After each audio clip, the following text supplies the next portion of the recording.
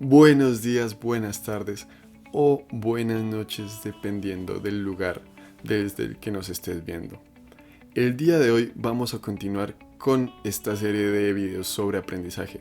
Recuerden que ya hemos visto sobre lo que es blockchain, lo que es Bitcoin y en este caso veremos algo muy especial. Conoceremos la criptomoneda Ethereum. Vamos con el video.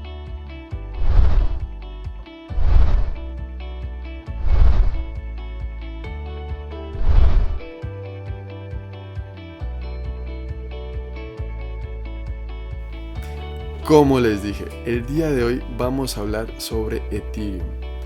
Ether o ETH es la criptomoneda de Ethereum, una plataforma open source. ¿Qué quiere decir que sea open source? Open source o código abierto quiere decir que cualquier persona que desee puede trabajar con las bases de Ethereum. Ethereum nació por allá en el año 2015, es decir, hace apenas 7 años. Es verdad, es muy joven y es mucho más joven que Bitcoin. Si recuerdan el video pasado en el que hablamos sobre Bitcoin, tendrán en cuenta que Bitcoin ya lleva más de 7 años. Por lo tanto, Ethereum es mucho más joven, un par de años más joven. Además de ello, también tenemos que tener en cuenta que en Ethereum es muy importante que se pueden ejecutar smart contracts o contratos inteligentes. Igualmente, habíamos mencionado los smart contracts en videos pasados. Recuerden que hay quienes dicen que sí pueden ser contratos o hay quienes dicen que no pueden ser contratos dependiendo de la legislación de cada país. Se pueden tratar como tal. En un momento veremos un poquito más sobre ello. Además de lo anterior, también hay que tener en cuenta que gran parte de la revolución de Ethereum es que, como es de código abierto, las personas pueden desarrollar aplicaciones descentralizadas, lo que comúnmente se conoce como dApps, aplicaciones que no son centralizadas, sino por el contrario, que son totalmente descentralizadas, lo cual por supuesto ofrece muchas ventajas en comparación a otro tipo de plataformas. Ahora bien, veamos que hablando de smart contracts y de Ethereum como plataforma descentralizada y como una plataforma de código abierto, presenta ventajas. Por ejemplo, entre una de esas ventajas está el hecho de que puede eliminar obstáculos burocráticos. Imaginen un contrato entre dos países o entre personas que están ubicadas en dos países distintos. Por supuesto, al permitir que se hagan smart contracts o contratos inteligentes a través de la red de Ethereum, esto permite que, siendo un código programable, pues se establezcan ciertos lineamientos previos y por lo tanto se eliminan ciertos obstáculos que se podrían presentar a nivel burocrático, teniendo en cuenta claramente la legislación de cada país. Adicional de ello, teniendo en cuenta lo que mencionábamos, que se desarrollan dApps, aplicaciones descentralizadas. Estas aplicaciones descentralizadas ya habíamos visto que ofrecen temas como transparencia y seguridad, es decir, se evitan temas de manipulación, se reducen los riesgos de manipulación. Si tenemos en cuenta que en casos de contratos tradicionales, es decir, contratos en papel, que se pueden, pasar de un lado a otro y demás, hay ciertos riesgos como el hecho de manipular. Lastimosamente, digamos que no son pocos los casos en los que se toma un contrato y simplemente se le agrega un poco más, se le agrega un poco menos, alguien suplanta la firma de una de las partes contratantes, simplemente desaparece el contrato. En fin, hay muchas formas en las que la corrupción permea los contratos tradicionales. Al hablar de dApps de descentralización y de su uso para contratos, para smart contracts y contratos que sean descentralizados, por supuesto, digamos que ese riesgo de manipulación se reduce, porque recuerden que estamos hablando de contratos inteligentes dentro de la blockchain. Y si ustedes recuerdan los videos pasados, dentro de la blockchain hay mucha seguridad, puesto que cada bloque asegura el anterior y el futuro. Es algo que ya hemos mencionado en videos anteriores, y si aún no los has visto, te invito en ese momento para que los veas. E igualmente te invito a que si te gustan estos videos educativos y los futuros videos en los que veremos un poquito más de aplicación en plataformas en exchange o en plataformas DeFi, por supuesto dale un like, dale deja tu comentario, el comentario que tú desees. Estaremos leyendo y respondiendo cualquier comentario y por supuesto anotando todas las sugerencias para próximos videos. Bien, continuando con lo anterior, decíamos que al ser plataformas descentralizadas se elimina o se reduce el riesgo de desconfianza. Esto se traduce en que por supuesto reduce el riesgo de fraude y de adulteración de documentos. Ya veíamos o mencionábamos que lastimosamente es muy común que las personas malintencionadas adulteren los documentos y pues al ser un tema descentralizado dentro de la blockchain este riesgo se reduce. Además de ello, por supuesto, el hecho de que sea open source o código abierto posibilita que se haga manejo de contratos inteligentes para registros de deuda, para promesas de pago, para transferencias de fondos, es decir, que se programe el contrato inteligente de tal manera que si se cumplen ciertas y determinadas condiciones de una parte, se ejecute la obligación de la otra parte, lo que viene a conformar un contrato tradicional a grandes rasgos, es decir, una exigencia y una obligación de dar, por ejemplo, o de hacer. En todo caso, algo adicional a lo que ya se ha mencionado es que además de que la red de Ethereum permite realizar contratos inteligentes a cualquier persona que quiera programar dentro de esta red, también se pueden entrelazar entre ellos. Es decir, si una persona hace X contrato o una plataforma o una empresa y después resulta que en el camino se encuentra con otra plataforma, empresa o personas que hicieron un contrato distinto pero que ven que pueden encajar, pues perfectamente lo pueden hacer. Es decir, eso es algo también novedoso que hay que tener muy en cuenta al momento de pensar en trabajar con la red de Ethereum.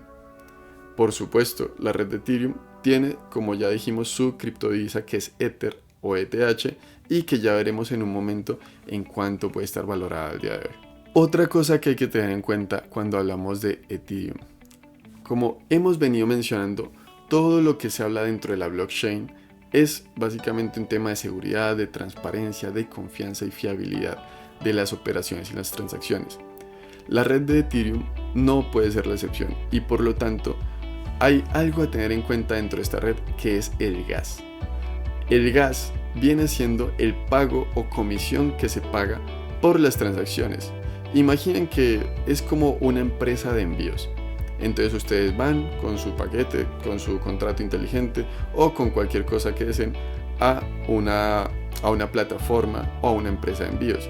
Y por supuesto tienen que pagar algo porque la plataforma o la empresa de envíos es la que se va a encargar de llevar su paquete desde el punto A hasta el punto B donde lo van a recepcionar.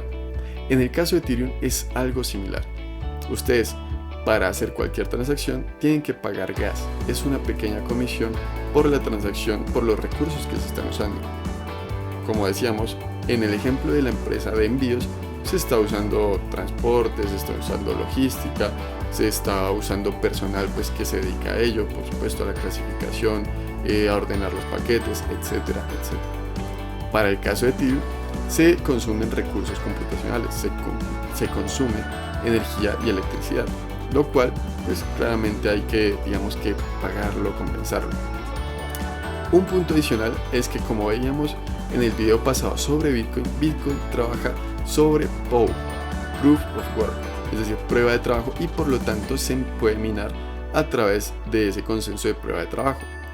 Para el caso de la red de Ethereum, inicialmente empezó con Proof of Work, prueba de trabajo, pero hablando de Ethereum 2.0, que es a gran escala la actualización de la red de Ethereum tradicional, se ha hablado sobre el paso de POW o prueba de trabajo a POS, Proof of Stake o prueba de almacenamiento, lo cual se traduce en que a diferencia de Bitcoin, en el caso de Ethereum 2.0 se trabajará con este tipo de prueba que consiste en exigir ciertas tenencias sobre Ethereum.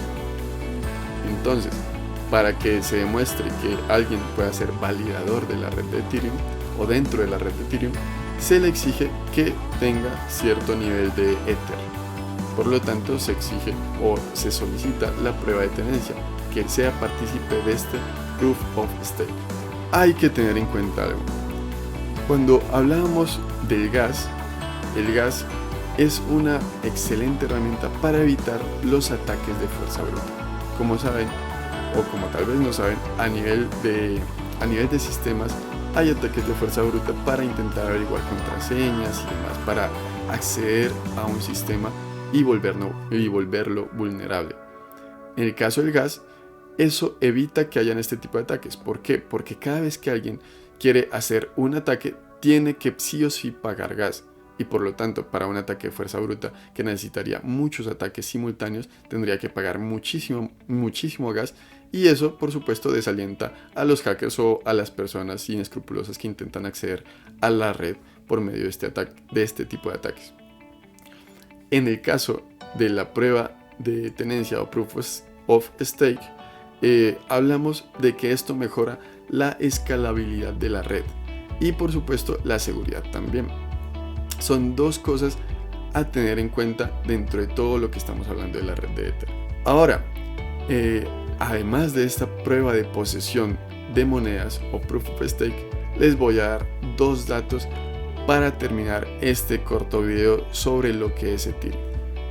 Primer dato, a día de hoy el Ethereum, el día de hoy que estoy grabando este video, Ethereum está a un precio de $1.522.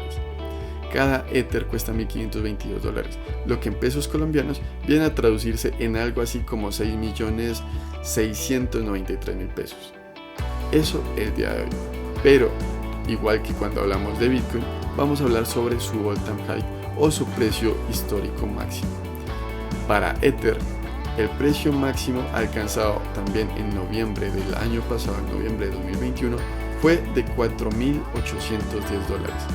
que en pesos colombianos se traduciría en algo así como 21.152.000 pesos aproximadamente.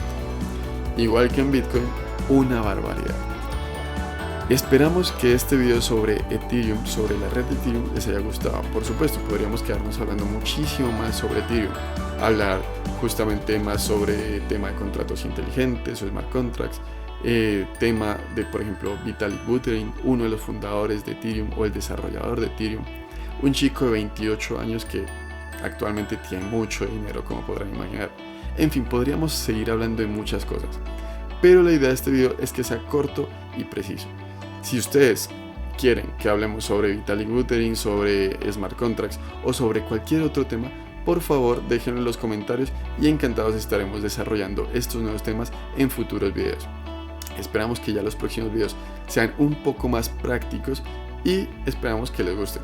Por supuesto, recuerden dejar un like, que nos ayuda un montón, dejar comentarios y compartir todo el contenido. Muchísimas gracias por vernos y nos vemos hasta el próximo video. Chao.